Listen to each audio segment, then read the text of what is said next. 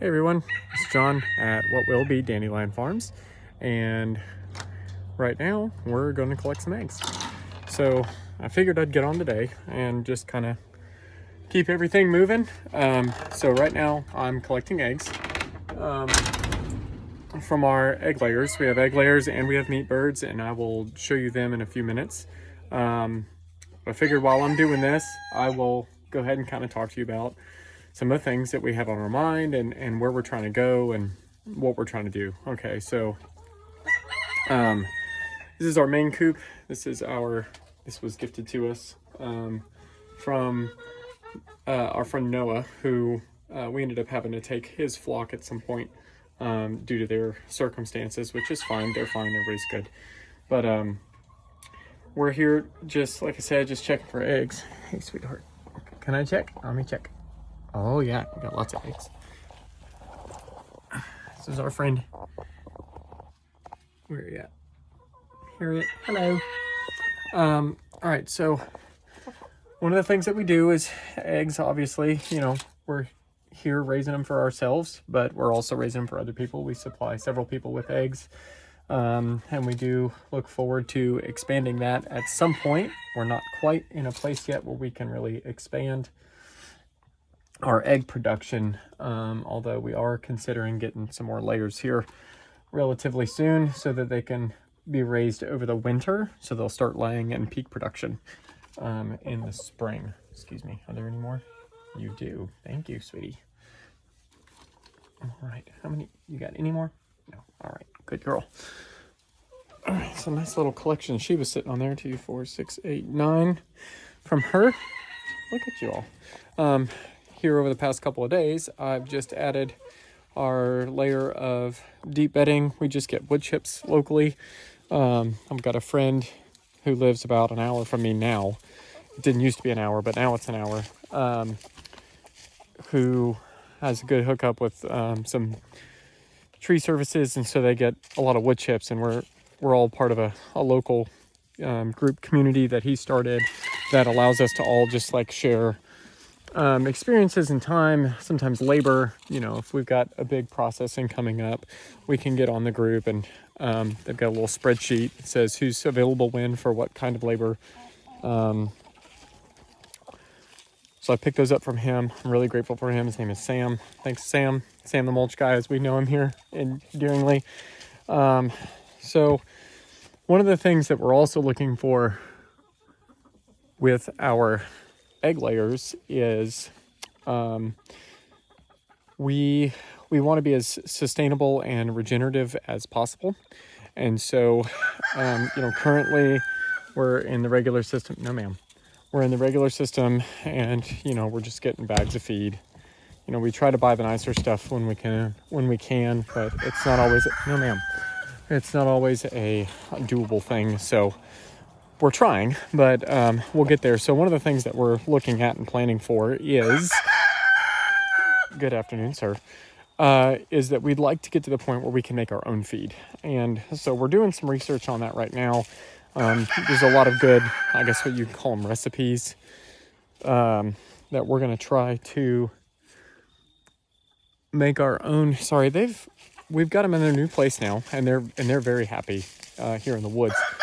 The issue I'm having is they've decided that the woods is a more fun place to lay eggs than the nesting boxes. In some ways, similar to cats, the box is cooler than the toy. The chickens, the woods are neater than the nesting boxes. So that's a thing. And I know that there's one in here. I saw it when I was on my way in. And so I've just got to get back here and get it. So don't mind me as I try to figure that out. But anyways, so yeah, we're working on trying to figure out how to do that and facilitate that in our current situation, which is posing to be quite challenging. But also, we don't want it to just be our layers that are like that. We want to be able to figure out a way to make our own feed for meat birds as well, because although you can buy really good feed, it would be really cool to be able to make our own meat bird feed as well and still provide them the nutrient and the protein that they need in order to get healthy enough to process and be a decent weight, So we're looking at those things, in the future prospects. Also, we're looking at gardening and doing potentially market garden stuff. And again, sorry for the woods. But so we'd like to tie all these things in together. Fun. So in that experience, you got another one? Yep, it was in the coop. Oh, thank you. Who are you talking to? I'm making a video. So we'd like to tie all those things together at some point, and I think this is all the eggs, Jack. Do you mind taking those in? Yep. Thanks. Say hello, Jack. And Shorty. He is a Bantam Cochin rooster. And one of our friendlier chickens, actually. He gets to go on walks with Jack sometimes, so that's always fun. He has a good time. Did you check in here? No. Okay. Well, check in here real quick, and then if you'll take those in, please. On your back. Oh, probably. Do you mind getting it? Thank you. Sorry for all the silly conversations and stuff. Also, we are, I'm not really to the point where I understand technology enough to edit. So unfortunately, y'all are getting like for real live. Well, maybe not live, but for real, raw video. I got to put the waters back in the meat birds. So we are, like I said, we run meat birds. We source ours locally. We have a guy that's probably, 30 minutes from us that does a really, really great job of raising these. We have used McMurray hatchery before, for those of you who know what that is. Let me see if y'all will set up here for just a sec. Well, maybe not. I'll figure it out. We've used McMurray before, which is great, but when you can get them local, I try to. McMurray is really awesome. There you go. And I've been happy with their stuff. I will always support them as long as they continue to do what they're doing. Just again, locally, they're raising them the same way McMurray does, except on a little bit smaller scale, although he is expanding into egg layers here soon. So we will continue to use him for our source for now. So right now I have probably, how many are left? Like 90 something meat birds. Processing is the next 2 weekends. I've got a group of friends that usually help me do that. And so we're all looking forward to, excuse me. We're really looking forward to having these guys done. Meat birds are tricky because, I'm so sorry, folks. There we go. Meat birds are tricky for us because, we really love raising our own stuff, but man, in the middle of the season, it can get exhausting and overwhelming. So we are currently running, like I said, like 90, I believe. Probably half of which are spoken for at least. And, we're keeping a pretty good chunk for ourselves this time, because we're going through kind of a transition season in our life where we're trying to figure out, where's our home base going to be. And,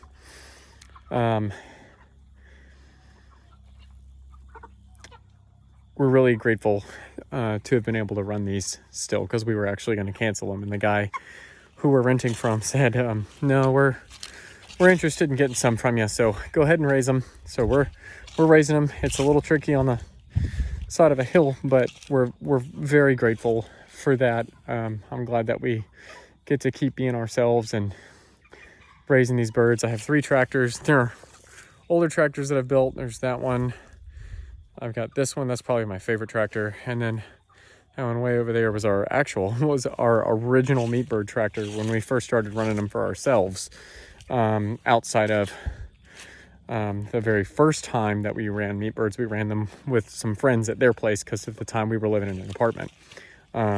So that was probably the first meat tractor. But since then, when we were able to run them on our own property, when we were renting a place not too long ago that allowed us to run our own chickens, he was totally fine with us using the property for whatever. So that one with the orange tarp on the top was our very first. I built that overnight, basically 2 nights. Rush put together. The birds ran that tractor for like a week, and then Hurricane Helene came through, and we had to rush and put everybody back in the shed where they were brooded in, because we weren't really sure what it was going to do and how it was going to be. And so we got really lucky with that. That was a fun adventure. It was like 11 o'clock at night. We were like, let's get the birds out of the tractor and protect them a little bit. And I'm glad we did, because they probably wouldn't have made it. But anyways, so yeah, that's what we're doing right now. Like I said, currently we're just feeding with the best that we can get a hold of, and so that we stay as clean as possible. Part of our goal is to have good, clean, fresh meat, good, clean, fresh, sustainable, regenerative, as much as we possibly can. Sometimes you can be limited on what you can actually do, based on your circumstance. And you know, we're not fully there yet as to being able to do this 100% the way we want to. So in the meantime, we just do the best we can, and we'll figure it out, you know, as we go. And I know a lot of people might be struggling with the same thing. So, you know, just keep your head up and do the best you can. You know, you can't win every time. But as long as you're doing the best you can with what you have, you're stepping in the right direction. You know, clean food, freshly raised, locally sourced. That's the best you can do. Sometimes the best you can do is buy organic in the store, which, you know, not a huge fan of what the FDA approves or the USDA approves as what qualifies as organic, but at the same time, that's still better, at least a little bit. And if that's where you're at, there's no shame in that. You know, we're all trying to get somewhere, and so one day I hope to be able to provide some of that for some people. A goal of ours for a long time has been able to feed people, and that's what we're really aiming to do. You know, yeah, this may have originally started with us just trying to have decent lettuce and find local lettuce, you know, because got tired of buying stuff at the store and it would wilt in the fridge in 2 days. I'm like, oh, well, this is not working. Something's not right. So, you know, we started our journey with trying to find lettuce that wouldn't wilt in the fridge. And what that's morphed into is an understanding that we want to be able to provide fresh, quality stuff to people, real food. And we're going to get there. And we already are in some aspects. You know, this chicken is as fresh as we can make it right now. We're raising them on pasture, on side of a hill pasture. And I know we're supplementing with, you know, feed. That's part of it, you know, for now, until we can figure out how to make our own that we like a little bit better. But we're doing the best we can with what we have. And it's still good, fresh, quality meat that, you know, locally raised, locally sourced. And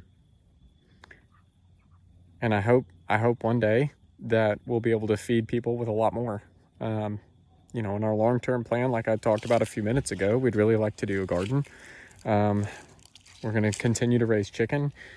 We'd like to at some point get back into pork. I did raise with a buddy of mine a couple of pigs. We raised and tried our hand at that for a minute and kind of enjoyed that process. And so I'd like to get to the point where I can do some more of that again. And hopefully in the near future, when we can find a home base, then we will be able to do that as well. So yeah, that's just kind of what's going on here, keeping you guys up to date. Hopefully as I continue to add these videos and do these videos, I can get a little better with the technology, and maybe we can add some music, or I'll be able to edit a little bit or something. So in the meantime, thanks for keeping up with me. Thanks for checking. I hope you guys like the video. Hope you guys enjoy, you know, following us along on this little path. I know there's a lot of people in this space, but maybe we can help support somebody. Hopefully we can feed some people really soon, and hopefully we can bring encouragement to those who are more on the front end of the process, kind of like we are. You know, we have been doing this kind of on and off through apartment living and through rental living. We'd like to get to the point where we're doing this on our own property, but not everybody's there, you know, and not everybody's trying to do everything that we're trying to do, but maybe little bits and pieces will help somebody at some point. Encourage them, you know, to try, eat fresh, eat local, eat sustainable, support your local farmers, and know where your food's coming from. So hope you follow me with this journey to feeding people. So thanks guys, and we'll see you soon.